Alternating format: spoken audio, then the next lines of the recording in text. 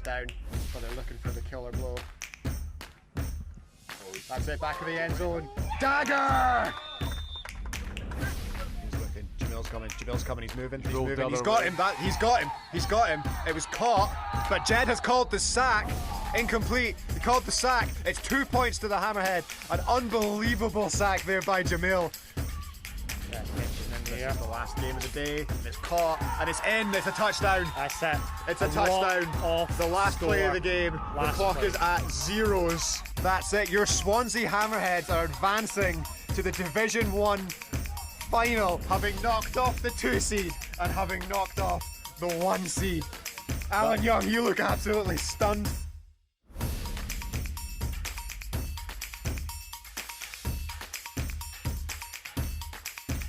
What do you mean by live? Genuine live? Yes. We're broadcasting. Hello, radio!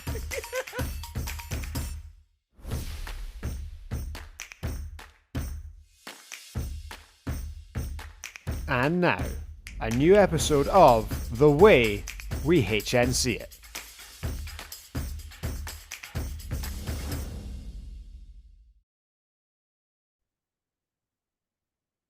Hello everyone, welcome back to another episode of The Way We HNC It. My name is Bez. I will be your host on this journey through the flag football world, and I am delighted to be back with you after around about a month off. But of course, you have not come here just to listen to my voice. The ever-present and effervescent Mr. Stuart Anderson is also with me. How are you, sir? Hello. Yep, I am here once again, Mr. Berry. It is a pleasure to have you back. My hosting duties are very rare, and let's keep them that way. It is lovely to have you back.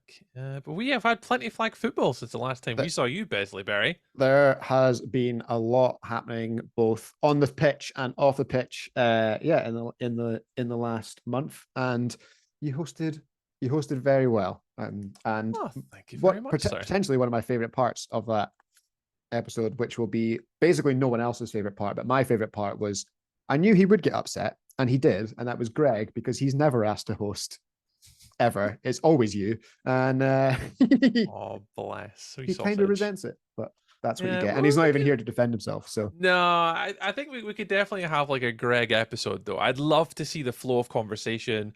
The next bullet point. I'd love to see that. We'll get a Greg special. We'll let him do the segments, make him go the flow.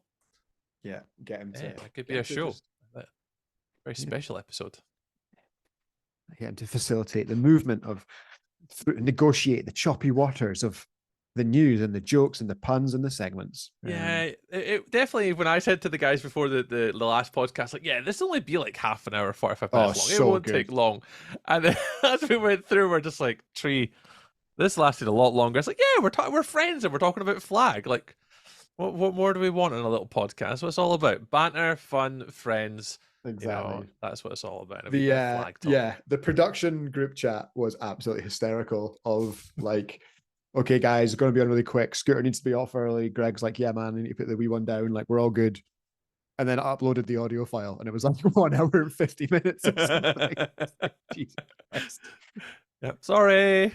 It was a long one. That'll boost the average listen time on Spotify. Need to check the need to check the retention stats. That's there you go. How far through did people get before being like, nope, hit a brick wall? Yeah, we've got we've got week 1 to look forward to this week.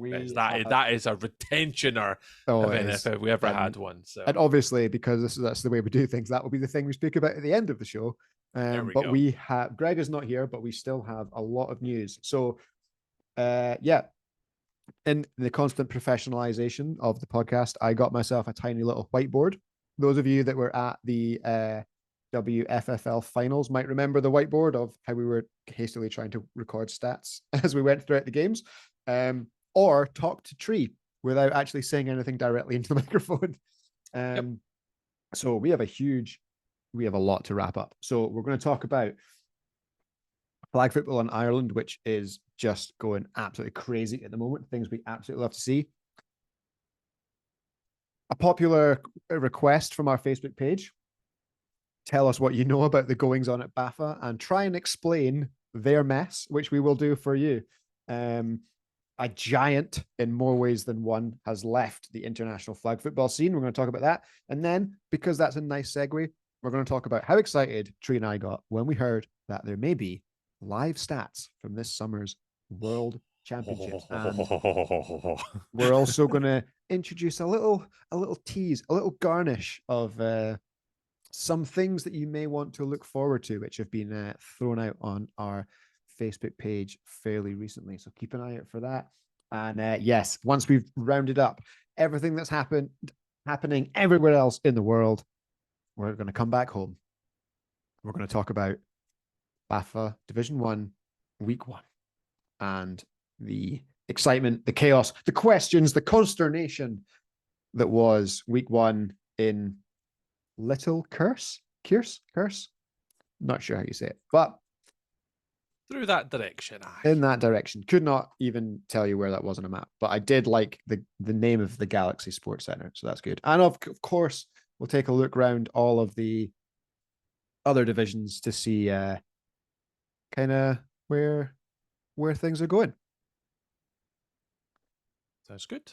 And with all that said and done, I've forgotten what I said would be first.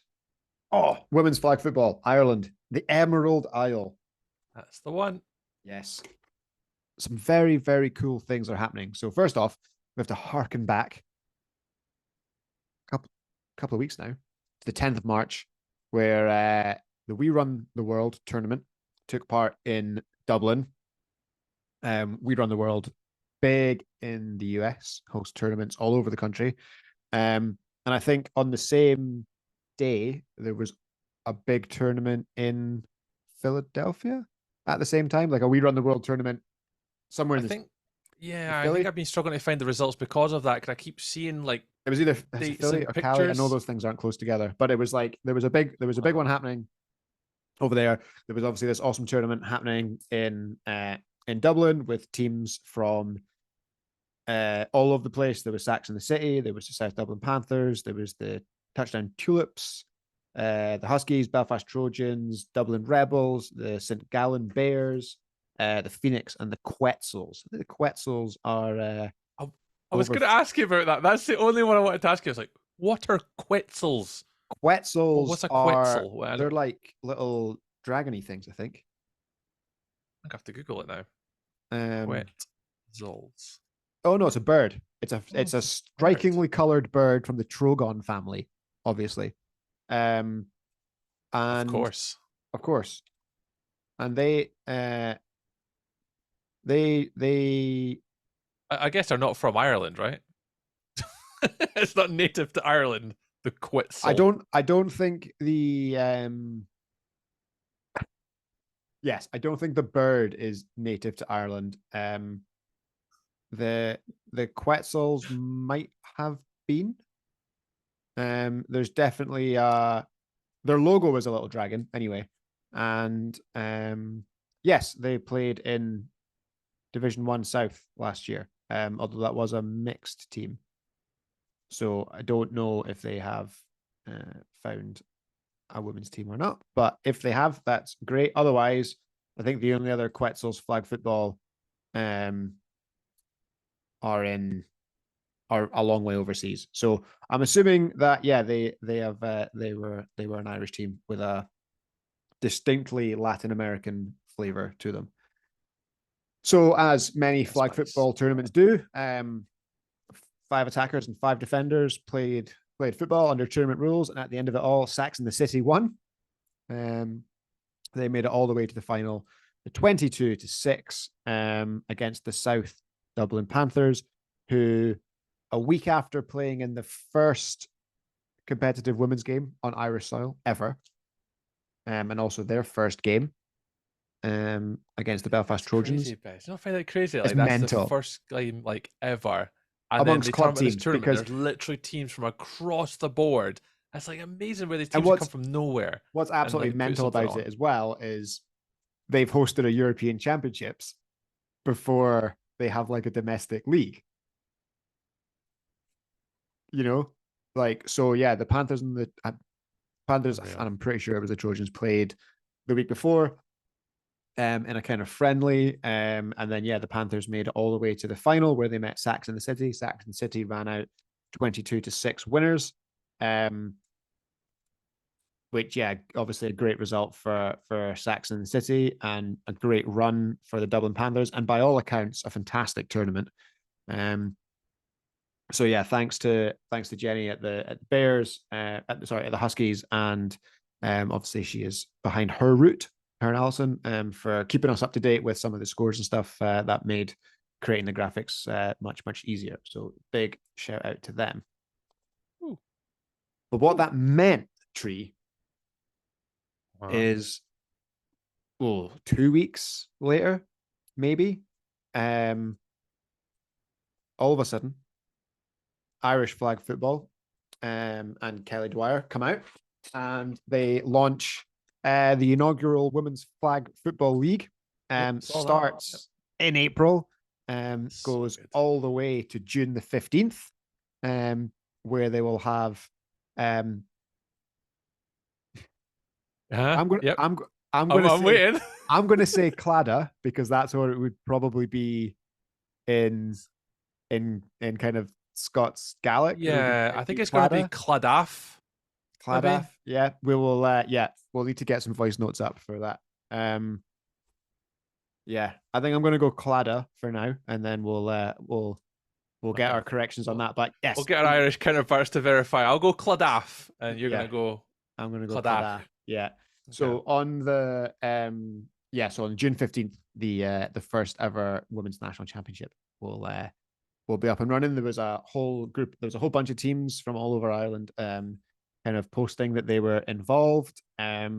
So we will obviously be keeping an eye out on that to bring you all of the information and kind of the coverage and the scores as it happens. But it's very cool to see kind of how it's really kicked on last year. Do we know all the teams that's in the league that's kind of registered so for that? Is that public? I haven't seen anything. Not yet. I'll be honest, I haven't looked like today. No, I read it since the post came out.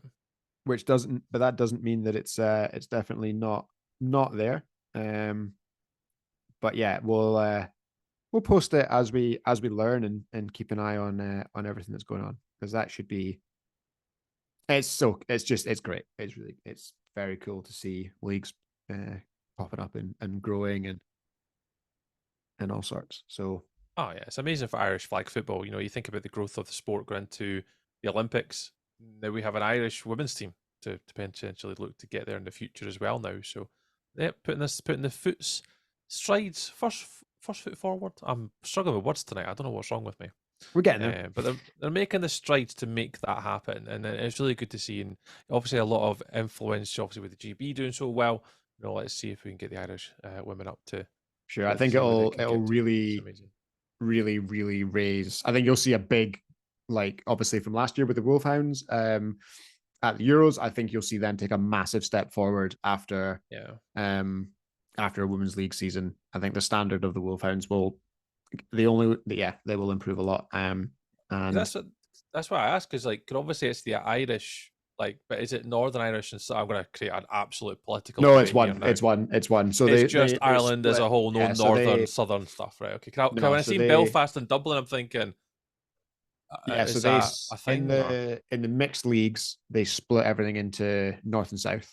Yeah. And then they send teams to the playoffs. I'm guessing with the women's leagues, it'll be similar to here, at least in the beginning, where there's not enough teams to do that. So they'll all kind of just go central. But again, I don't know that for sure. You always see the thing with the Olympics, is Rory McIlroy British or is he Northern Irish? And it's you get into that whole debate. Andy Murray's British when he's winning. He's British when he's winning, but he's currently Scottish because he's broken. He is. He is. Prayers up for Andy. Nice. That's wicked, though. That's really good. When you posted that up, I was like, "That's amazing. It's so good for the sport." So. Yeah, I'm psyched to see that, and the outpouring of hype on the initial announcement on Instagram on Kelly's post was, it was so cool. So I'm really looking forward to seeing how that all progresses. Oh yeah, Ireland. A wee road trip over there, a little flag football Flag British football, tournament. flag Yeah, football fancy a tour. wee trip to Ireland? I am in. I'd love a trip I to love Ireland. Ireland. It's a beautiful place. Yeah, same. I think I've only been over once, and it was for like the most nerdy reason, like of all time. Like when I was in Don't even dare second, ask. like when I was in second year at school. Second year must have been second year at school. I was like quite good at chemistry for like a second year, and our school did this thing that was like you could go to like chemistry camp, I guess, like with kids from all other schools and like do science. So I applied for it, and apparently like no one else at our school did. So I got to go. And I don't know if I knew this in advance or not, but it was at um the University of Coleraine. But I think there's a number of campuses for the Uni of Coleraine, but and it was almost 2 decades ago. So, but yeah, we got packaged off there to do science at university and like stay in the uni halls. So it must have been a holiday, and like yeah, in the evening, in like in one afternoon, like went to the Giant's Causeway and then got taken back to Belfast Airport and flown home back to Inverness. There you go. The real Yeah. experience, but that is like literally the only time I've set foot on the island of I've been Ireland. over a few times, like basketball to play against a Premier League basketball team over there when we went for a friendly. I raced motorbikes at Bishop's Nuts Corner, and then a couple family holidays. So I've been over a few to Galway. We've been to Belfast, Dublin. Yeah, I've been to a few places over there. Never went for flag football though. It's next on the hit list, but it's a beautiful place. I want to go. Like I'm obviously Irish road racing is massive for motorbikes. Okay. So for me, that's one of my hit list of things to do. Yeah, is for me to try and get there. I've never been. I've raced a few, and I've been invited across like Bishop's Court and all these places like massive road races, but never got a chance to go. So, so on my bucket list of things to now do. That's my next bucket list, Bez, of bucket list 3. What does he want to do next? And it's Irish road racing for bikes because they are mental and not quite plugged in the same as us. Oh, and also rally. Never been to a rally before. Never been to a rally, but there's a lot of rally around here, like the snowmen and stuff, and there's a lot of people that I'm aware of that, especially like a lot of the shinty players either rally or no ralliers, so a lot of them end up. You'd think that playing shinty was dangerous enough, but no, they've also got to kind of risk wrapping themselves around a tree as well. So yeah, that's another bucket list thing for me. Anyways, we move on. We divulge into other things. We've tangented, so we'll bring ourselves right back with, and it has been a little while, since at least I've been on and we've done a show. But yeah, on the 12th of March, BAFA Flag Football Commission lead Kyle Taylor announced his intention to step down from the governing body. There was kind of a larger email that went with that around kind of the function of the league and stuff, which I think by the time we've got to this is fairly clear, that everyone hopefully kind of understands kind of what's happening. But yeah, so at the moment, the Flag Football Commission has no lead in BAFA, so I'm assuming that the kind of reorganization of BAFA is ongoing, we would hope, and that we'll have applications out for people to apply at some point, whether or not. Yeah, I'm surprised I've not seen anything for that. Like even like on a post or applying. Could you imagine it'd be someone within the community of BAFA flag or whatever already that would maybe go in for it, like Anderson Clark 2025, but we've not seen anything. Like I've not seen anything for it. But I think you're right. It's interesting to. I think it was inevitable. It was part of the I think the it was review that was inevitable. going to happen anyway. I think it was wasn't inevitable in the end. The strategic review didn't say it, but pretty much spelled it out. It was like, Yeah, so I wasn't shocked by it after, because so, obviously after the no. podcast came out the last time with me and Greg and Scooter, and it didn't, like, I always thought this was going to happen anyway. Just Yeah. the way, you're right, as it was worded, you were like, oh, well, that makes sense, because obviously, like it said in it that there'll be a period of time where there'll be a handover and all this kind of stuff. And I was like, well, that's kind of what's happened. Yeah. And also, like, people will always have their own opinions on like the leadership of organizations and stuff. But Flag Football Commission lead has got to be up there as a volunteer role that deals with the most, and I'm going to use my weekly swear word here, Tree, the most shit that comes your way, like online or emails or whatever. It's a thankless task. Pretty thankless task. And I hope that, there's plenty of people that'll think Kyle did great. We saw that on the Instagram when we posted the news, and on the Facebook when we posted the news. There's plenty of people that have been critical over the years. But yeah, hopefully everyone can agree that it's a difficult one to do well, because you're always going to upset someone in the end. It'd be great to, as I say, we have spoke to him. It'd be good to get him on in the future and talk about flag as a whole, not just from a Scottish biased opinion, but from a sport in general and stuff. It'd be great to touch base. Yeah. And obviously it'd be interesting to now see the direction BAFA goes in. Obviously BAFA will be directly associated with Kitted. It'll be interesting to see what happens with youth. Would they look to replace the commission role? Is there going to be an involvement in flag and BAFA? I think this is where my other questions stand, is like in regards to that governance from a governing body. What's that going to look like? Is it all completely going to Catalyst, or is there going to be an element of that still within BAFA? I think there's still a lot of unanswered questions and a lot of uncertainty around the community. And I'll just I don't know, I don't like I'm speaking on behalf of the community, but there's a lot of like what's happening to the volunteer group. Your Lewis, your Mikey Scott, the guys that put a lot of hard work and effort in what's going to happen. So it's good. I mean, we're in a bit of a change, a bit of a transition, to use a better word. And I think it'd be nice to see a structure, a bit of organization, and get it from the horse's mouth. Yeah. Oh, wait, there's not a BAFA lead anymore. That went as well. I think this year, will be what it is. BAFA have directly awarded the delivery of the league to Catalyst. Kyle's company set up to kind of deliver flag football in kind of the Leeds kind of local area. With the time pressure, probably the easiest, the path of least resistance. What will be interesting next year is they've said that it will be a tender, and it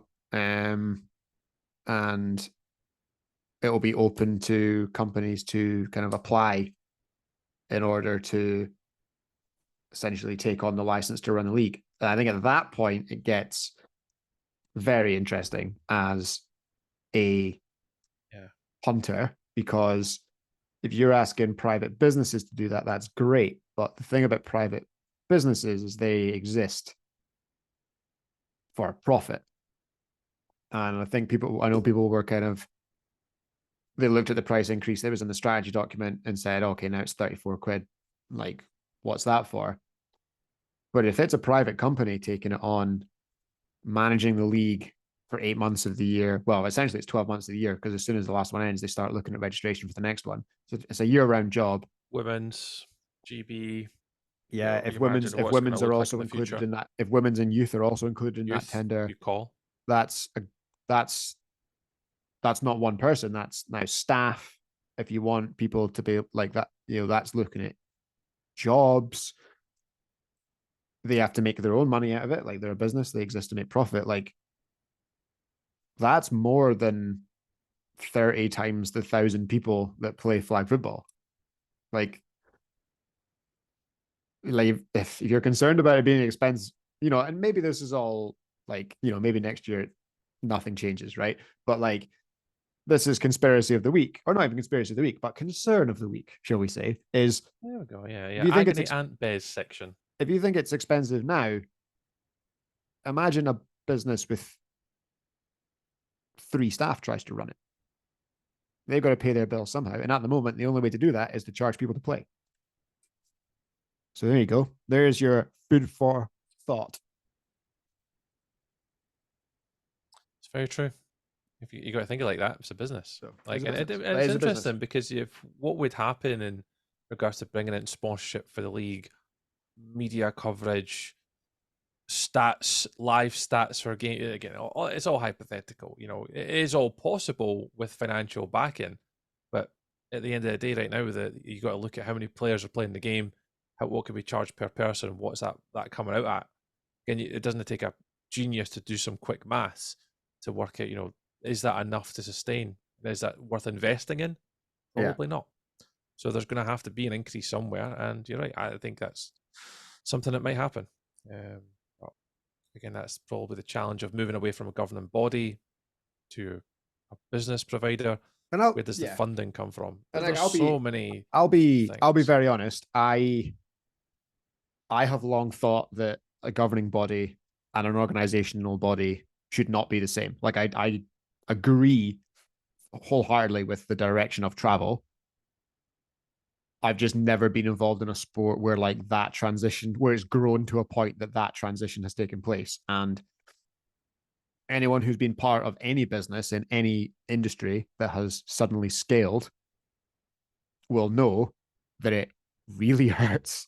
Like it's really hard to do. Like the difference between someone during lockdown that got really good at making banana bread and then them opening their bakery as their job is very different.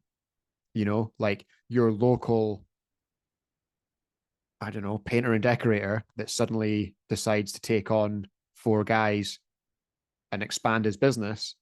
It's really hard. Really hard. Shops that open, independent shops that open a second venue, bars that open a second venue, coffee shops open a second venue. It's really hard to do. And flag football is going to go through that rapidly.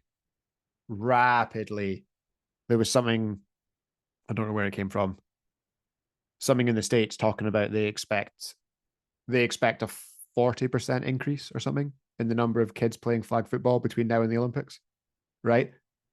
And admittedly, that's the US, right? But if we suddenly went from, including youth and women, if we suddenly went from about 1,000, 1,500 people to 3,000 people. Yeah, even so like that's just doubling, right? Yeah. Just doubling it, right? Suddenly we're at 3,000 people in the space of 18 months. Like, I mean, you're not just automatically doubling the number of teams, but like you would expect loads more to pop up. That requires more education in places. It requires more admin. It just requires more of everything.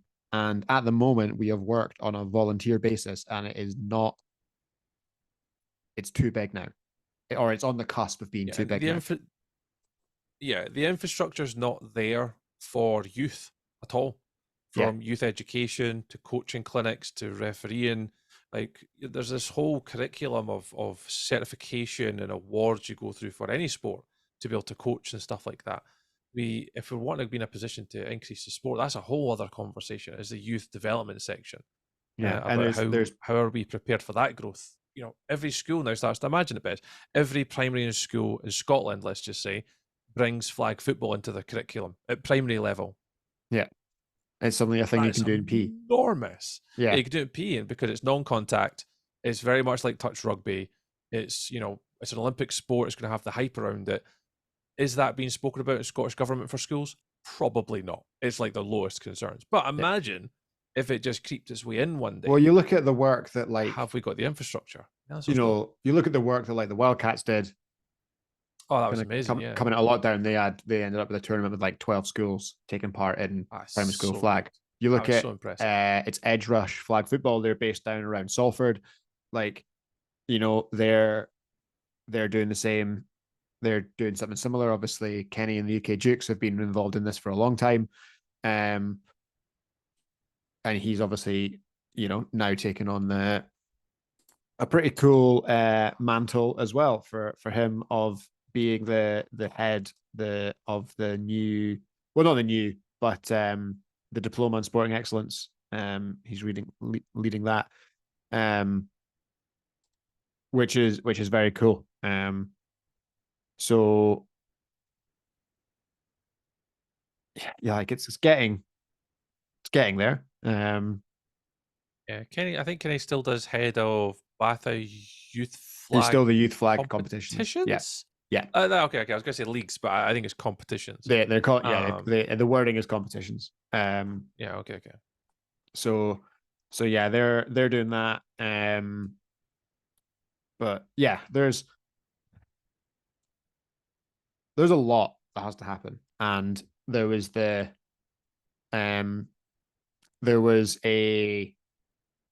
was a sentence in, and I'm properly going to rabbit hole here. And I know we said we would wait till all three of us are on the what do you call it? We're going to wait until all three of us were on the show to dive into the strategy document. But there was a phrase in there, and I've just opened it up because I want to quote it directly and not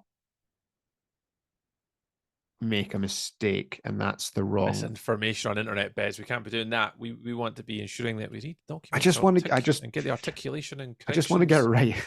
Exactly. Yeah. And I now this website is atrocious.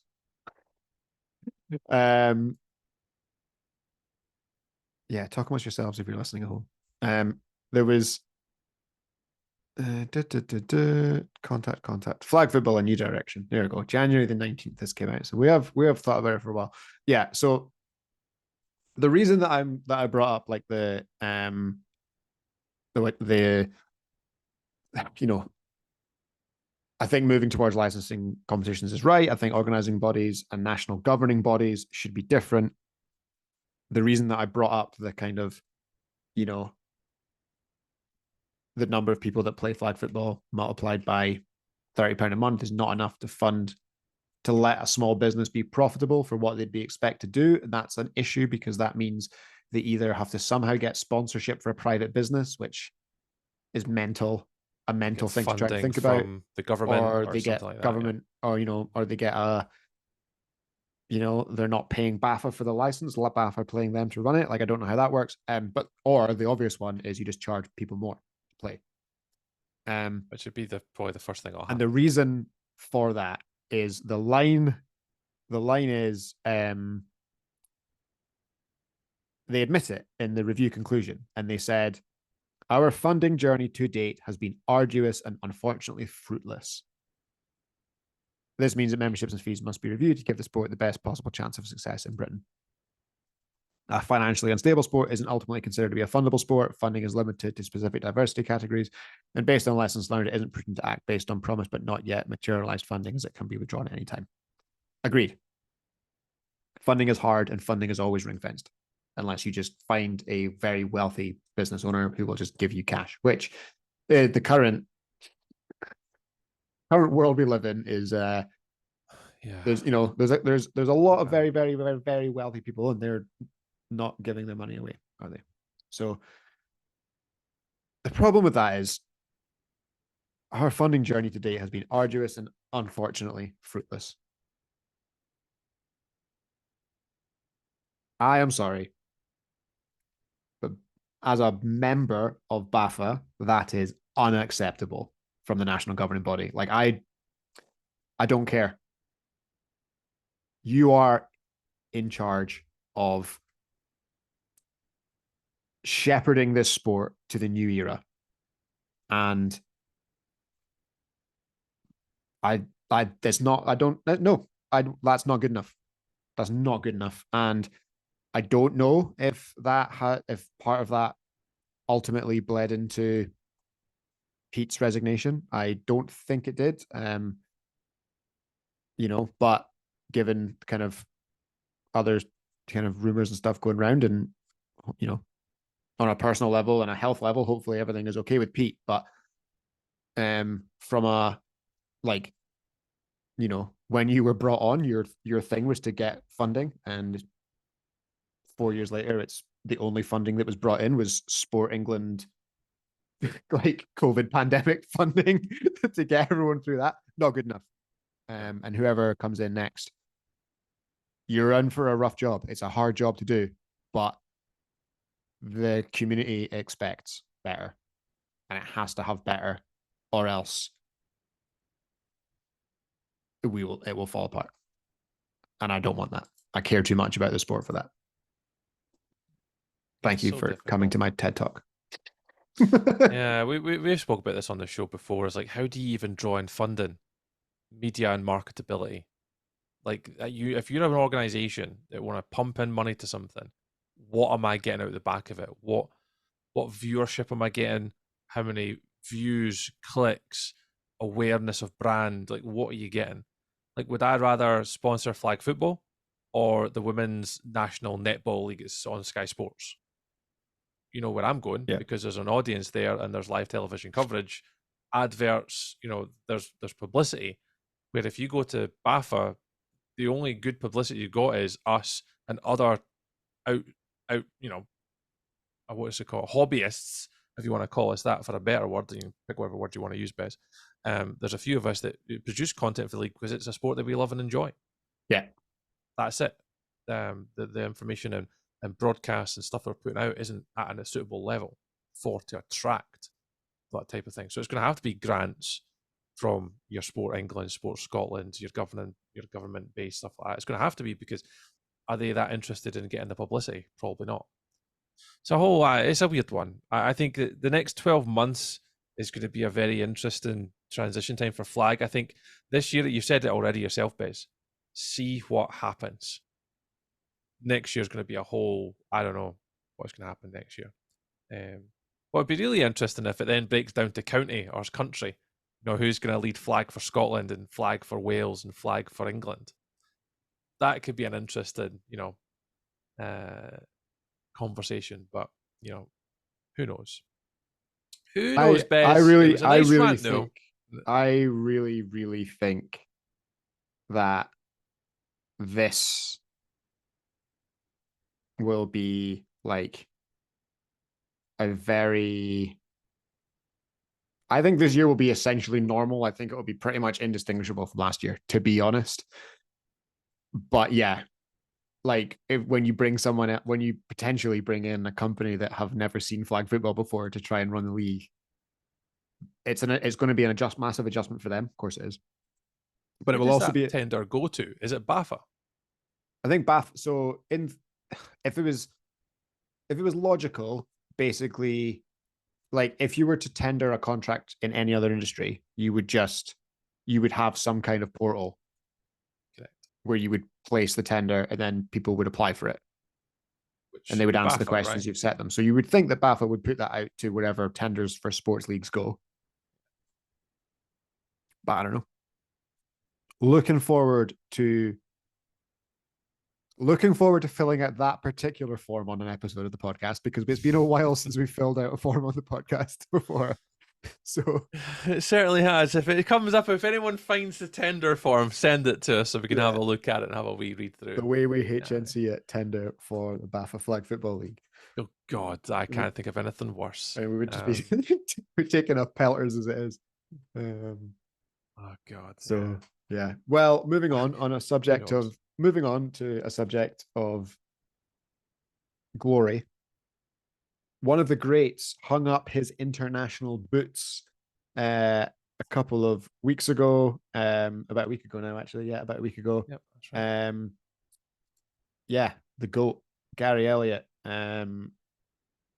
retired from international play.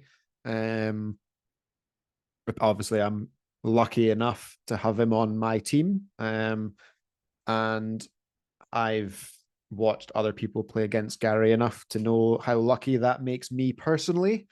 But yeah, 11 years, you know, with the national team, playing all over the world, being a captain, and I think probably the longest tenured GB Gold athlete ever. Must be close at 11 years. MVPs all over the world, accolades. Just a great career. And don't worry, he hasn't retired from flag football entirely. He is still a member of the All Cats, so you will still see him in All Cats black, but yes, maybe not Great Britain blue anymore. So from the three of us here, Gary, just congratulations on a hell of a career in the international game, and we'll look forward to seeing you soon. And also the first picture he posted of that red and white jersey. Oh, about how many faces do you recognize in that picture though? Oh, it's that is a challenge. Yeah, you got Dale though. Dale's there. Yeah. Dale. London Rebels quarterback. Calvin. Is Calvin in there? Oh Christ, so he is right in the front. Yeah, front row. Yeah. Recognize back row, at least one of them. Number 9. Who's number 9? You should recognize them. Is it Fraser? There you go. It's Fraser. And then slightly further along. Is it Kev? Yeah. There you go. Yeah. Yeah. Fraser and Kev. I don't recognize number 4. That's where I stopped. or 20. Yeah, Calvin in the front row. That. Yeah, like unbelievable. Unbelievable run of success. So, congratulations to Gary, and all the best in your club career. Obviously, I have a vested interest in Gary's club career continuing as long as possible. Some man. But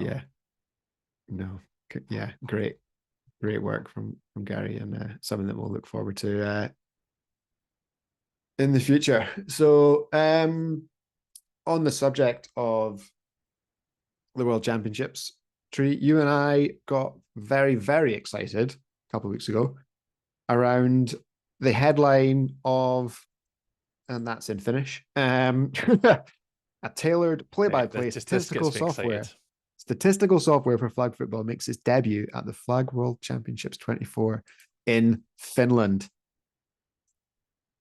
I got that title. It was in WhatsApp, you and I was like, Bez, Tree, Bez, Tree, Bez. So good. It's amazing. It's so good. It's going to be amazing. Yeah. When Flag Football World Championship arrives in Finland in August 2024, the hosting organization, American Football Association of Finland, introduces a new dimension to international flag football events. The nearly 200 World Championship games will be documented using a play-by-play statistical software custom tailored for flag football. I cannot wait to get my hands on it. I have so many questions. I want to know all of the answers. It must be similar to like basketball one. It has to be similar to. I've seen that one before. But does that still require like manual input? So for that one, it does. Yeah. So they've got to basically they've got someone that are there. So my thought was they'll have someone probably on the commentary gantry just tapping the tablet. I'd imagine so. There is AI technology that might be able to do this though, but it's like I'm coming from like some AI stuff I've been watching recently where are they going to invest in the AI technology to automate it? Because there is technology out there that does that. There's like player recognition, positional numbers, and there's obviously cameras that a lot of football squads use. I can't remember what they call them, but it tracks the ball and the play and stuff. And if you strap in a bit of AI tech and a bit of, not ChatGPT, but you know what I'm saying? A very clever piece of technology. AI. This could be achievable automatically, but even if it's not, even if it's just a bunch of dudes with tablets, though, right?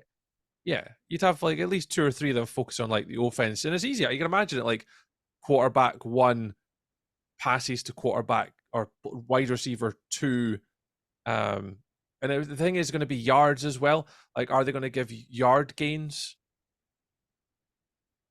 Things like that.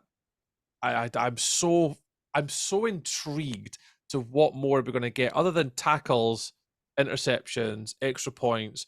Are we going to get yards per carry, yards after the catch, Yeah, like sack how loss depth? Yeah. Are we going to get Apis Limited senior developer Erno Kumala tested the new software at the Flag Football Finnish Championships tournament in Baskila? JYV with an ampersand SKYA. Oh, no, sorry, YLA with an ampersand. Last weekend, gaining valuable insights on how to finalize the service for the upcoming competition in August. The Finnish Flag Football Championship tournament, recently held, provided a great opportunity to test flag statistics. We gained valuable experience in data entry and UI design, so that suggests it's manual. Using the software should be effortless and smooth for everyone. We're currently building a larger ecosystem that includes not only stats, but also comprehensive management of league and tournaments. We're thrilled and proud to be participating in the August World Championships, where we can showcase our new products. So Apis Limited aims to showcase its latest software to tournament attendees and participating countries during the event. More detailed information about tournament stats and software to be provided to the participating countries at the next technical meeting. Right. So okay. I wonder if Apis Limited need a Scrum Master. That's fine. Because I know a guy.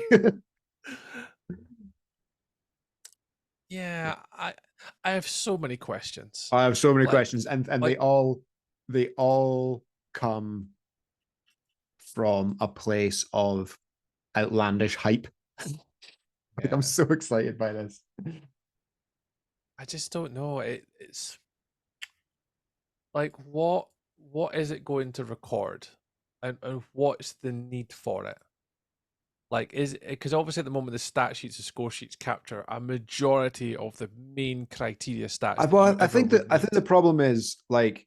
So that's what I asked my questions about. Is like, what would you want from a statistical approach at that level? We've got the handy whiteboard, right, for when we're doing the WFFL, right? And there's a long way from the World Championships. I appreciate that. I'm not suggesting for a minute that it's the same, right? But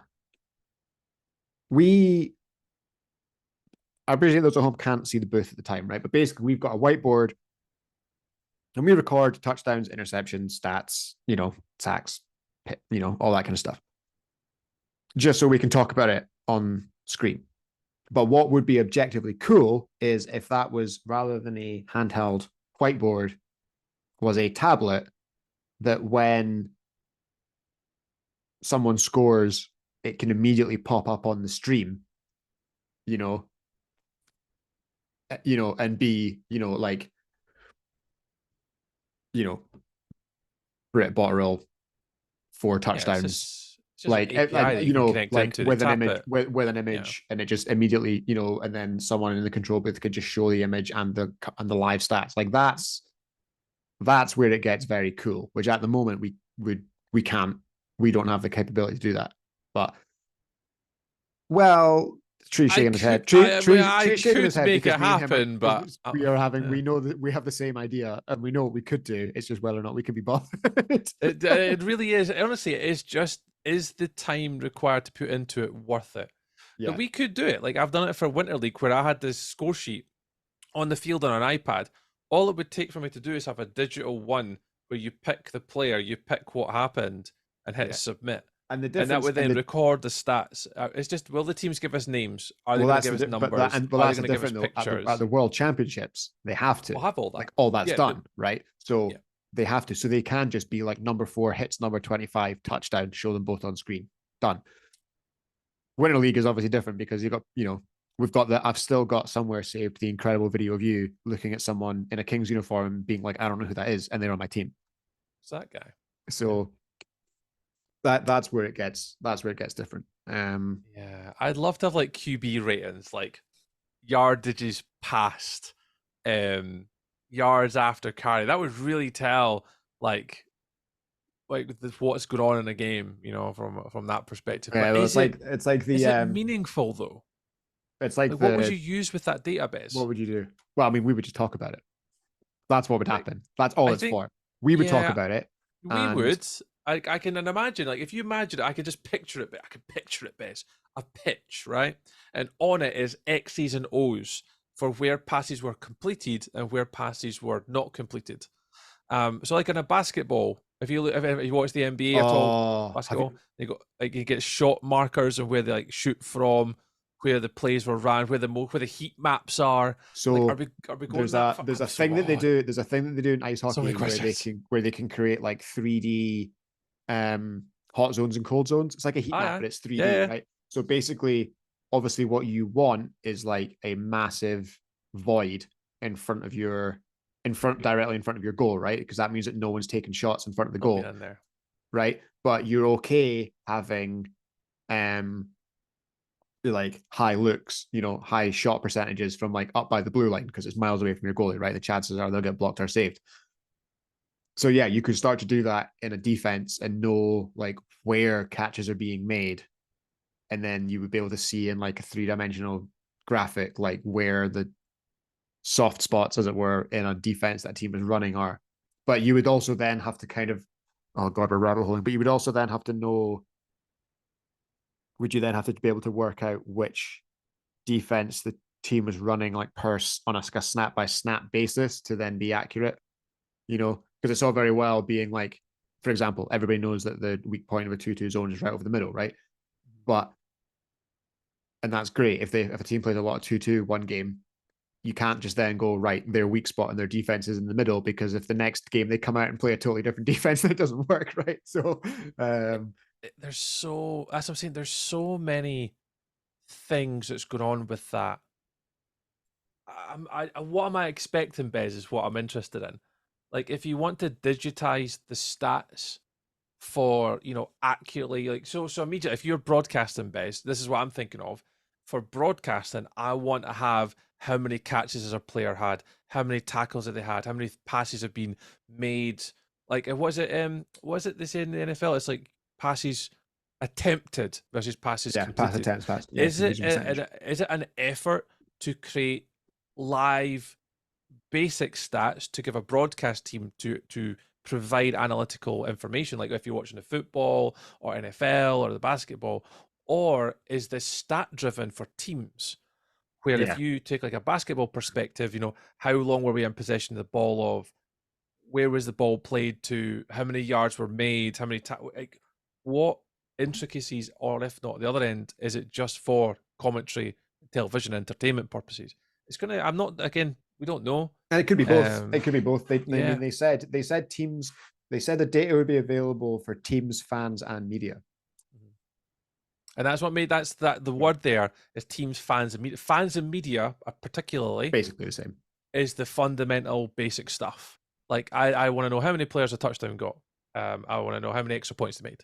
But to a team, if Dale's the coach, if I was going to Dale, hey Dale, what stats from this game would really aid you in your job? Yeah. What would Dale say? What information would he want if from a coach's perspective? Would be different to what you and I would want from a commentary perspective. We should ask him. I'll message him tomorrow. I'll see what he says.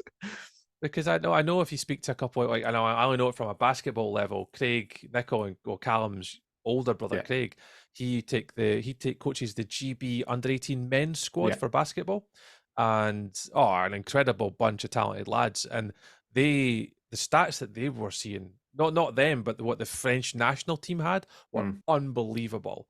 And they were getting live quarter by quarter analysis of heat charts, depth, what defense they were running, weak spots. So now we're getting that all the time.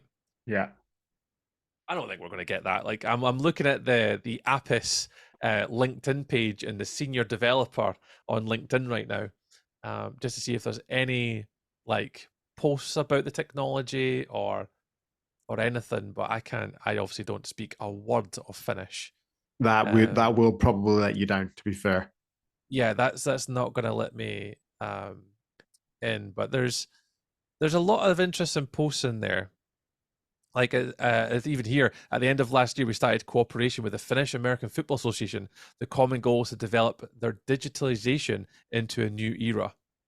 There's a very good buzz in American football in Finland. Our goal is to bring in help to every area and doing the basics through that, also bringing new functionalities through which they can further raise the image of the sport. So far, the cooperation has been fruitful, but it's really nothing's really showing or giving us any insight. So I'm excited. Best. I am fully. I've never been so excited. Psyched.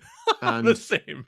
Listeners, we promised you we would nerd out about this, and if you think this is it, you are wrong. There is still April, May, June, July. There's still almost 5 months until the World Championships. There is so much time for us to nerd out on this.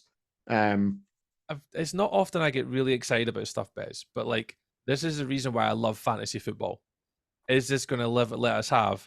Oh, you are a big World guy. Championships fantasy football where we actually get into. I wonder how many yards after carry Brandon Lamb's going to have. Let's have an over/under on it. Oh, so good, dude! I'm in. I feel if we get any information, like you and I will be on it. We'll be on it. Don't you worry. I mean, there's a Finnish LinkedIn page. It's about to get a whole bunch of. I just followed it right now, and the lead developer as well. Excellent. So if they post anything, we'll know. We'll know about it because I cannot wait. Okay. Sorry. Geek out over for a little bit. Geek out over for this week anyway. Yeah. We'll save it. We'll come back. Okay, Tree, we're gonna do BAFA week 1. Okay. A weekend of many events, many things up and down the country. So it was the Midlands. It was North A, North B, and the Midlands that went first. We saw a whole bunch of new teams or new divisions, all kind of split out. So for our HNC followers at home, you're kind of interested in Division 1 North A because they're the ones that you will play the cross conference against later in the year. So it's the next game day. It's the next game day. Yeah, it's cross conference week 1. So Salford, yeah. 2 games all the way down to Salford for 2 games. Oh. Can't wait. So yeah, Buccaneers, Chorley Buccaneers, Manchester Titans, Tridents, Border City Centurions, Wirral Vikings, and Salford Stingers, and Manchester Ravens, the cult team for the Crows. So yeah, Centurions obviously fresh off of a relatively successful winter league, playing the Scottish teams. Have gone back down to North A and won all 3 of their games. So you're welcome. Yeah, 41-6 over the Buccaneers, 34-20 over the Tridents, and 46-24 over the Ravens. So a good start for them. Yeah, Stingers with a win over the Buccaneers. Buccaneers were in 2 close games. You know, obviously it was 41-6 against the Centurions, so that's obviously a total blowout. But the other 2 games, they lost them both by a combined 7 points. So one of those days for Chorley. In terms of the kind of the new teams, the Tridents and the Ravens gave us our first ever Manchester baby team derby. As the Ravens were 52-13 winners over the Tridents. The West Lancashire Serpents, I forgot to mention, they played 2 games and they put up 100 points. They're one to look out for, I think. Over the Stingers and the Vikings. So yeah, one to look forward to when I guess they return to divisional play. They will meet the Centurions in the battle for the top spot. So that'll be pretty cool. North B, good to see the Giants back with 2 teams, obviously after their merger with the Vipers. Steel River Stingrays have become kind of almost an honorary HNC team recently, with visits up to the Quake and stuff. Yeah, 1-1 for them. They just played both Sheffield teams. It's a weird start. West Yorkshire Warthogs got their first win in the National League.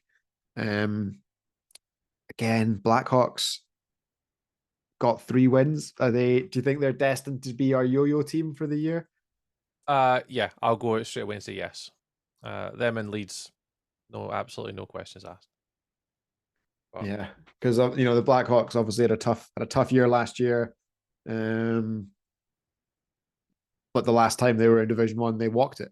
So yeah, I think the Blackhawks are going to do the same again this year. I think they don't play against us, do they, this year? The Blackhawks. No. Yeah, so that they're obviously like that. That's an interesting one for us. I was fully expecting to have to play the Blackhawks this year. Quite surprised that we're not. I see the Blackhawks probably getting auto promotion again, Bez. I don't think it's too far on a limb to say that. So they're in the cross conference with the Midlands, where they were all the way down to Waveney, which got one of my favorite comments so far on the Facebook page about Waveney being really, really far away. So I'm not sure which team that was, but you are complaining to the wrong people in terms of that one. But yeah, good game between the Huntsmen and the Longhorns, 32-30 for the Huntsmen. And as they take a close one, but they then immediately lost a close one, 14-13 to the Panthers B.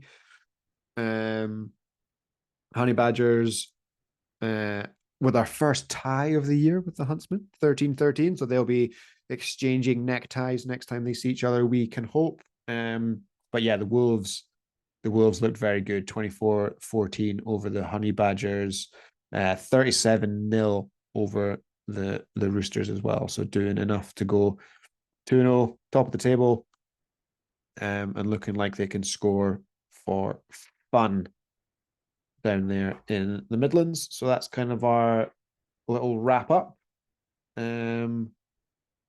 Before in the South B the next day, obviously with the Western Supers withdrawal, the games were all rejigged, which got us, I think, schedule version 12 is the one we're now on from the league. So the Hammerheads, bit of a question coming into the season over quite how the Hammerheads would perform. Did you see who was throwing the ball? Yes. Quite surprised at that. Didn't expect to see that. Yeah, Harley under center. Harley was throwing the ball. And yeah, put up a 53-6 over the Falcons and a 60-0 over the Kings 2. So it looks like they are going to be in pole position for the division this year, which is always useful come playoff time. But underneath that, some pretty good games. The Coyotes look like a good team after putting 57 on the Kings, but then fell in a 6-7 game in what was described as tetchy match with the Gwent Gators. But then the Gators lost to the Falcons after that. So I think behind the Hammerheads, it's tricky because then the Falcons beat the Frenzy beat the Kings. But I think tell right now. Behind the Hammerheads, it's all a bit of a fist fight. But yeah, the Hammerheads seem to be running away from it. I think it'll be interesting when it comes to cross conference. I was going to say, I think that we could pretty much say South B, the Hammerheads are probably comfortable, even after only 2 games. Cross conference, yeah, I think that's going to be what sees them out. I think that's when things get a bit different, and I think when it comes to playoff time, I still think they'll be there. I think they'll be there, but I wonder. Think about this year, Bez. No Reading Devils, no London Smokes. Who's chomping at the bit in Div 1? I just think that when it comes to playoff time, I think like there will be a couple of teams that rise up, right? In Div 1. There always are. The cream will always rise up. I think the Hammerheads will be there. I just wonder when it gets to a really, really tight game, how much you miss having Harley running down the sideline when he's under center. Yeah, I seen that, and that was my first initial thought. I'm like, if he's throwing the ball, like that is a massive loss on their That's a big target. It's a big target that you don't have, and we'll see how they. One of the fun things in the season is going to be to see how they solve it. But I mean, I guess to answer your question on who's gonna rise to the top, come playoff time, let's go back to the HNC. And okay, do you want to just will we just get it over with, Tree? I mean, What happened, mate? So, all right. Well, I'm probably again. I don't mind talking about it in the podcast. We had a call with the Colts last week, and I was the only person that said I wouldn't be surprised if we went 0-3. Oh. And I kind of knew this would happen. So I'm not surprised on one side, and I'm slightly disappointed in another. So I'm kind of mixed bag. If you speak to the other Colts guys, you might get a different response than what I do. I'm a little bit more methodical over it because obviously I'm relatively new. And I think that was visible. You know, if taking our first game against the Comets had Bud back. You know, Bud, quarterback, elusive, can throw the ball, years of experience. He's good. Chrissy Lang, and a few obviously other lads in there. We had 4 pick interceptions. And I could tell you, we had so many drop passes that I was about to lose my absolute. Yes. Been a long offseason. And I think that it comes back to that base. We said this on the podcast, and Greg was a bit shocked by it, but we've not really trained as a starting 5 at all. What I look to do is a playbook. We've been kind of working on slowly, and it's been very different to the way I play is different to Scooter and Sam. It's a lot different. So the guys are not quite used to it. So when they say, "Oh, Stuart, what depth is that route?" and I'm like, "I don't know." And they're like, "Look at me, like, what do you mean you don't know?" And I'm like, "Well, it depends where your defender is. Like, it's not like that's the route you're running, but where you get open is entirely your prerogative. It's not like, you can run 5 yards if you want, but you might be running to a defender." So, and I think during Winter League's not helped. You know, it's not been a sole Colts team. When you go to Flag and Ironman or Flag and New Year, where's the Colts team? There's not been an opportunity to play together as a unit compared to the other teams. You know, Sam's been playing with the Mustangs guys for, over a season. We know the Killer Bees have been playing together for years. The Chargers are we'll speak about them in a minute, and Silvercats. They're all very well gelled teams. So am I surprised, Bez, that we went 0-3? Not even a little bit. But at the same time, take me all the way to the third game where we only lost by a point, and I had a from the 5-yard line. I had to win it, right? For 2 points to win from the 5-yard line. It went through 2 Silvercats and 2 Colts and ended up in the back of the end zone. So we could have won. Yeah. And it was an absolute thriller of a game with the Silvercats. It was great. I thought it was a joke when it came in. 47-46. It was quality. Like, I could score the Silvercats for fun, and it was so much fun. We, at that point, as offense, clicked. We were starting to get the looks we were wanting, getting into positions that we needed to. They were starting to catch passes, and we were moving the ball like we should have been doing at the start of the day. And I said this to Fraser. I was like, look, if we had just played like that in game 1, we would have probably done some wins. Yeah, we probably would have went home with wins, or at least it would have been better for us. Yeah, but it took us to the third game to get warmed up. So am I worried? No. If we play like we did in the last game, offensively, we're going to be scoring 46 points on every team. And I have absolutely no doubt in my mind if the offense can get going, we'll be fine. Defense, I'm not probably going to talk about that too much. I think it's a bit too harsh of me to talk about it too early, but that cost us. The work in progress. It's a work in progress. So I think, if you think about teams coming to fruition at the end of the year, I still think the Colts will be like 3rd or 4th. Like, I still think they'll be mid-table. I think we'll pick up wins cross-conference. On the return legs, I think we've got a few wins up there as well as we get through the end of the year. So I'm not stressing out too soon, Bez. I think there's a lot to work on, and I think we'll be fine. But it just took us 2 games to get going. And then we got into an absolute shootout with the Silvercats, which I had winning the league. But So what did you learn about the other? Obviously, you were watching, you were playing. Who? Obviously, we did our I'll run our through them picks all. on the blog. Yeah, So I'll tell run me. through them all. So, So we've kind of where touched do I on start? So I mean, I want to talk about the Chargers. Ha! So I'm going to stick with my comment. And again, I know that I don't know if the Chargers even listen or even care what I say these days, and I don't care. The Chargers will be okay. They're going to be okay. And I say that in the most politest way I possibly can. They are a solid team. They're okay. They're always improving. They're not going backwards. So for me, that's great. And what the way in which they're showing up to these games, they're organized.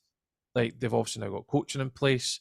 They're got good rotation, and they're starting to come together. They're a very good team, and they're at that point now, Bez, where they're in that transition phase of they can now win games. They're now competent and confident. That's dangerous, and they're going into games now feeling like we can win this, guys, which again is dangerous. So that's been my big takeaway from seeing them at tournaments and Winter League and all that kind of stuff. Since the tail end of last year, they're no longer the team that were like didn't know how to win. Now I'm not gonna say they're gonna not lose a game for the rest of the year, of course. But there was obviously the period, I remember it, of Charger Watch where there was so much pressure on them to just win one that it was really hard. But now, here we go. A 1-point win over the Comets. That's good. Oh, that's a good win to get out of there. Comets are a solid team. Yeah. Comets are a good team. And that's to say we only just got beat by them, by a couple scores, and it could have been a score in the end. So but closing out a 1-point win, it's great. Is tricky. It's hard to do. We're so pleased with it as well, by the way. Yeah, they should be. They should be. Like anytime you please at a 1-point win is good. 34-12 over the Chargers. Sorry, over the Silvercats for the Chargers. Good win. That was the big one. Yeah, good win. Holding Silvercats to only 12 points. That's stellar. That's really good going. That was the game for me that highlighted. Chargers are going to be okay this season, and they are. They're gonna be there or thereabouts. Yeah. And I think I had them maybe 4th overall, battling with the Colts. I had them at 4th. Yeah. Yeah. So I think anything up from there is a possibility. I had them 4th. I had them in 4th and battling for the final playoff spot. I think I would love to see them in the playoffs. Oh, I think they can make the playoffs. That'd be amazing. Yeah, and they're onto a very good start. They've started the season good, which is what they want. So Chargers, yeah, they're okay. Yeah, and then obviously nothing bad to say about them. They won big over the Gunslingers, which unfortunately for the Gunslingers looks like a kind of similar season to last year. Yeah, they had it hard. Obviously, I think the conceding 70 points in the first game, that's tough. But again, that's not really against them. The clock was kind of against them, and obviously there was more. I don't know what happened with the clock, but the game went on a lot longer than it should have done. The clock was stopped in the first half. So that's unfair. So it isn't really reflective of the Gunslingers. It's a game and a half. Later on, 46-19.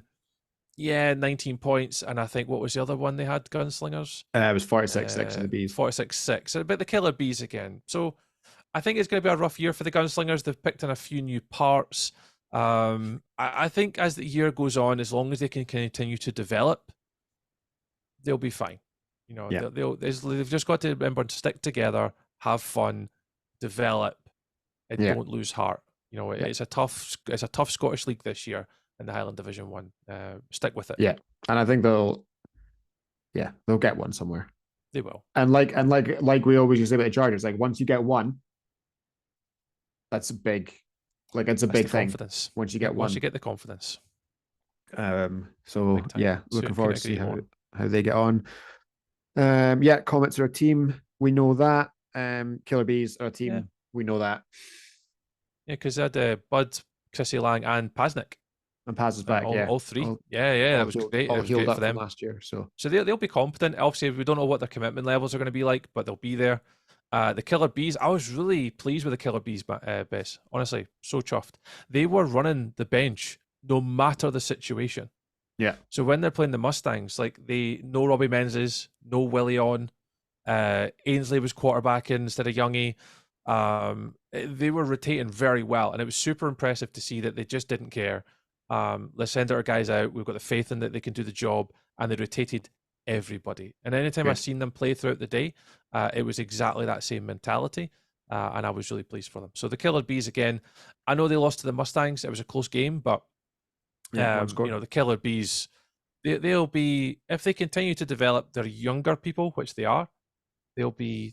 They'll continue to win games throughout the year. So the 51-20 against Comets is an exact what I'm talking about. The Comets are a good, solid squad, very experienced, and they put 51 points on them. Yeah. So I'm not worried about the Killer Bees. I know they lost to the Mustangs, but I guess that kind of takes us to the Mustangs quite nicely. Takes that to the Mustangs. I think there's a lot of. I mean, I've been saying it. I'm saying it ever since I was there on the sidelines every single weekend. I love Division 1 because it's so volatile. Like it so is. Like it's going to come down to who's available each week, to that little edge. Like we've still got 2 starters for our defense that have still not played this week, which obviously impacts us. And then the Mustangs, as I've said, the guys before, they're not as experienced, but they've got like Brendan's an unbelievable talent. Like Luke Morris, Dan Picton. Sam's getting better as a quarterback. Yubo's just Yubo. He's one of those very talented centers. They're solid. Like Kaz was playing front left corner. Yeah. Instead of Blitzen. Again, great. I think the Mustangs, as I've said, and I've always said this, they're going to be better than what people think they are. Yeah. They're quick. They're elusive. They're going to be well coached, and they've been playing together longer. Which for me right now is a deciding factor between Colts and Mustangs. They've just been playing together longer with their quarterback. Yeah. And defensively, I think as well, they're much more organized. They're going to do well this year. I think if they can keep this momentum going and keep practicing, I think that's the confidence they need to keep rolling this year. It'll be good to see them progress. 100%. And I'll be keeping my ears into that camp. It was so hard making the picks as well, especially like obviously you got the third team there and you just don't know. And it was the same with the Comet squad. Like you're picking the Comet squad kind of like when we were doing the picks, like kind of based on last year. And you're picking picking the Mustangs positioning based off of like like I know many people from Grangemouth, and then like it's like who might be on each team, but they've not announced it yet, so you don't know. So it's like they can just go in a box. Okay, they can go in at 5. Like it's tough. That's the same with the Colts. Like I think in both games it was 2 scores we lost by, but in a 40-minute game, 2 scores is like nothing. It's just scoring at the end. And I think the Mustangs beating the Killer Bees, that was a great result for them. I think that really sets the tone.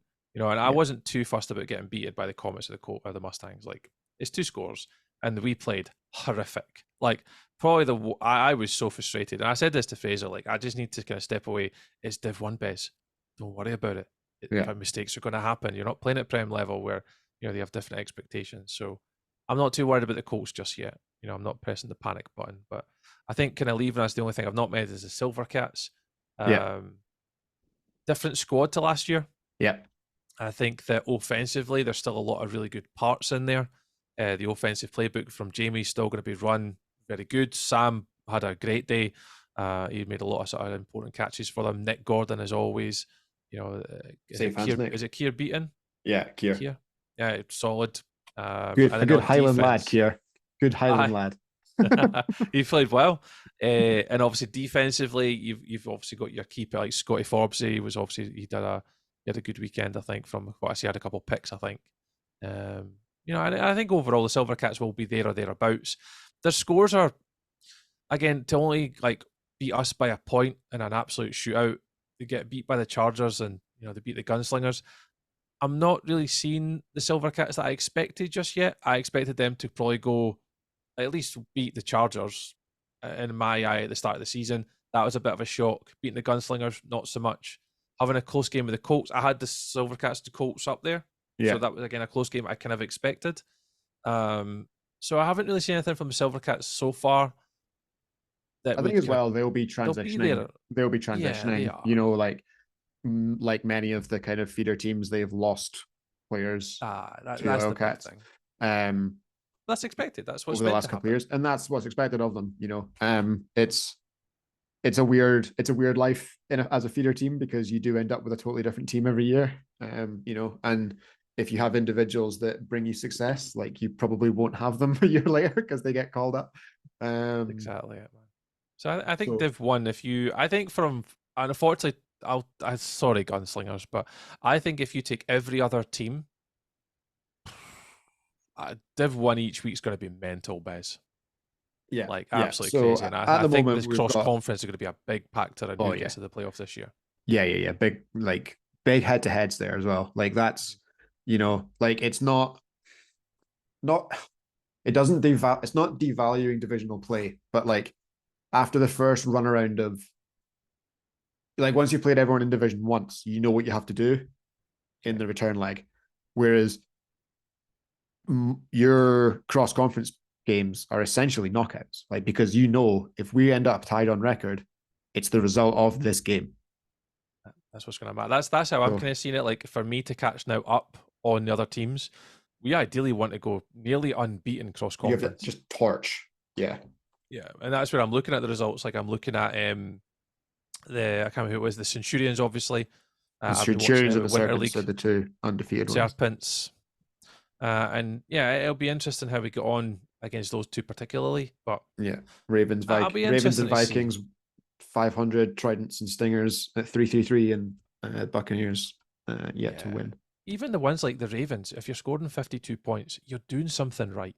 Yeah. So obviously they have an ability to score points. Yeah, even if the other team are doing something wrong, you're definitely doing something right. Correct. So there's still, obviously, we don't get to see them till later on, like week 2. I don't know who I play. I can't remember, but that's for me. That's now chase up now. We've now basically got to go and chase those games and do well. But I think that's a wake up call. I think the guys in our squad, if you want to be competitive, you've got to be at training. You've got to work together. You want to work hard to get it, because dropping 4 picks in one game, like literally dropping 4 picks.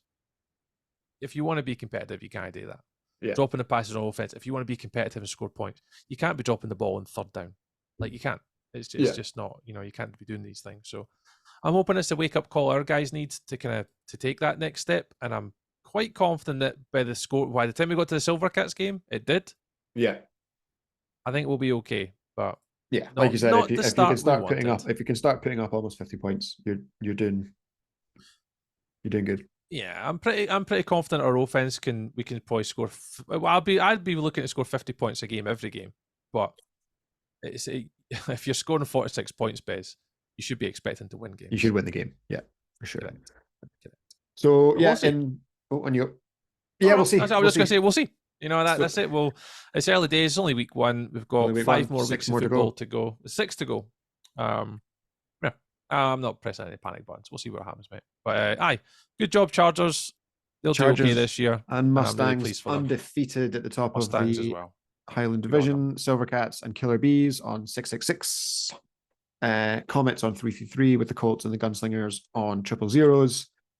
We've done the North. In the North B, Blackhawks undefeated before the Giants Blue in second on 666. The Warthogs, the Samurais, and the Stingrays are all tied on 500s. And if we were to go back to section 7, I had to get quite deep into the old rulebook in order to split them. But yeah, Warthogs, Samurai, Stingrays, and then Giants Black on 333 with the Locomotives yet to win a game. Maybe it was the Midlands. Maybe it was the Badgers, the Huntsmen, and the Bears are all on 500s in 3, 4, and 5 respectively. Wolves on top, batting 1,000. Longhorns in second place on 666. Panthers B in 6th place in that division, 333. And the Roosters yet to pick up a win. While the Hammerheads have obviously dominated the South, as we spoke before.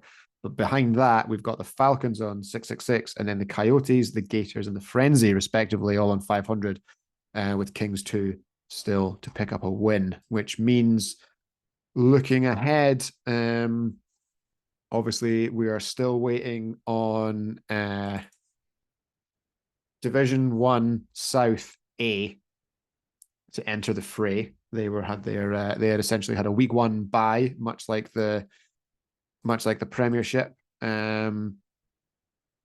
So yeah, they're gonna start their season in cross conference action, and then they'll get back to kind of normal play in week 2, which I don't know if I prefer or not. I don't know if it makes a difference. Maybe it doesn't, but No idea. It's really hard to say. I've never really had a situation like that before. Week 1's always in conference, and then week 2 in conference, yeah. and everything's So outside. So no idea. so yeah. So North A. Where did you're off to Salford? In Salford, yeah, the game's on Saturday. I'll be travelling down Friday, sort of late lunchtime. Yeah, I'm going to go down the night before, and just so it's not an early start. nice. And I actually couldn't tell you who we play. I completely So the oblivious. Stingers, the Vikings, the Tridents, and the Serpents are all there. I know we Um, played 2 games. I for could the probably pull up Colts, the schedule. you have the Stingers and the Vikings. The Stingers and the Vikings. Yes. How did they get on? While over in Clyde, the Centurions, the Ravens, and the Buccaneers will be traveling north for the cross conference weekend in Scotland, where they will meet the Silvercats, the Gunslingers, and the Comets, which could be quite fun. And we will get the first ever edition of the Aberdeen Manchester baby team rivalry returning as the Silvercats take on the Ravens. So we'll begin the build up to that one, and of course the Premier League returns for Excited for that. one as Buzzing for well. Prem, man. Like In- I know I'm not in it this year, but I'm super hyped for Prem this season. Yeah, so week 1 hosted by the Murray Distillers in the HNC. So everyone is coming all the way up to Keith and Tree. I am milking this. Yeah, I bet you are. The pitch. How far away is it? 52 minutes. 52 minutes from 52 minutes. Loving it.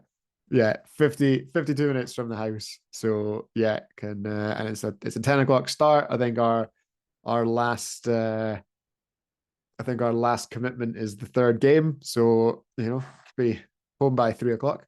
That's amazing. And the thing is, a lot of other teams will complain, "Oh, I've got to travel 45 minutes," and you're like, "Oh my god, it's just along the road. It's 52 minutes, and I'm home." Yeah, Or folk just don't really appreciate that. I am absolutely I'm milking it because basically for every 5 a.m. start I've had to get to games in the Central Belt, I get this one, 52 minutes from the front door. So because after this it's an early start to Glasgow, to Wigan, to Grangemouth, to Renfrewshire, and then our final home game of the final week of the year is the Aberdeen home game. So I've got to wait. I've got to wait till August before I get another relatively. I get another run up the road. So yeah, I'm gonna milk that for everything it's worth.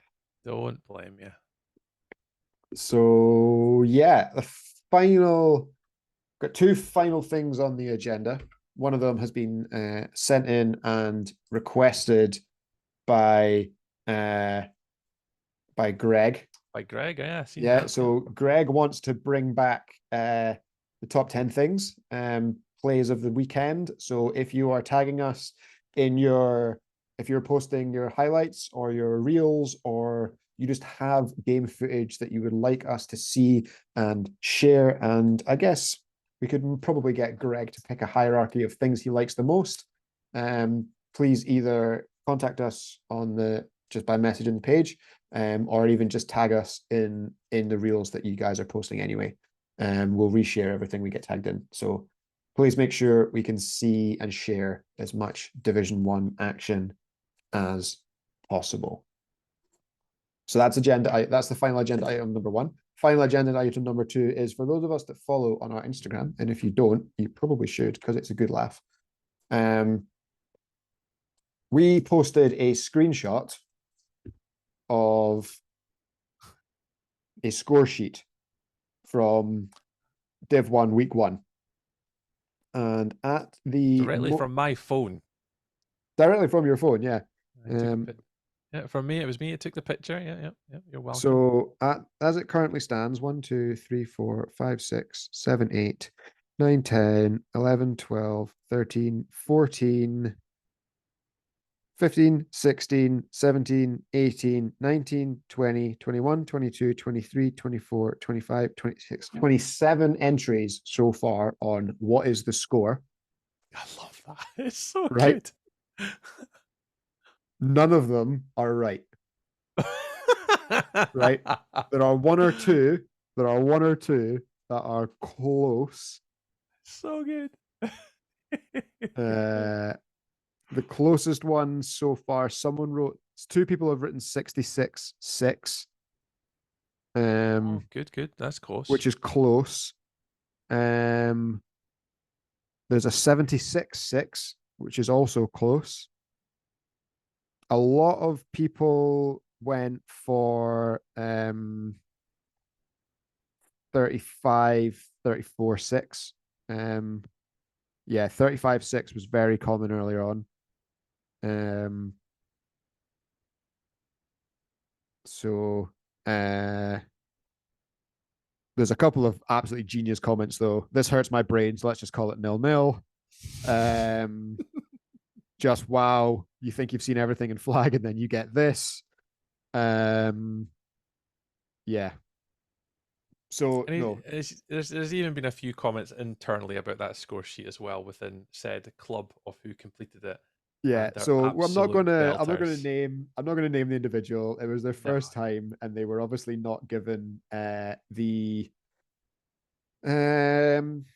tutoring, shall we say, that perhaps one would have wished that they had been given. So yeah, just remember that it's always someone's first time. And if you are handing someone a score sheet to say, here, just do this, maybe have someone who's done it before stand next to them and help them out. Because the final result from that score sheet was Aberdeen Silvercats 74, Edinburgh Gunslingers 6. And to be fair, when it was signed for, it was 68-6. And then both teams realized afterwards that there was still a score missing, and it was redone. So yeah, 74-6 in the end. And we don't have a joke for you this week because that was literally it. That score sheet was the joke. Giving us the giggles. It's giving us the giggles. So yeah, enjoy. And I think that's what we'll call it there, Tree. I think that's us for a couple of weeks, aye. But yes, we will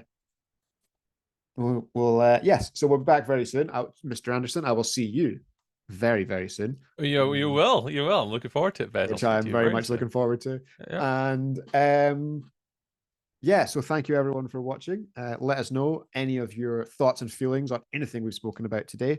The DMs are always open. The replies are normally swift. And we do love to hear your thoughts. So don't forget, tag us in your videos and we will catch you all again very soon. So it is goodbye from Tree. Goodbye. Take care, folks. And it is goodbye from me. Thank you very much for listening. That is the way we HNC it.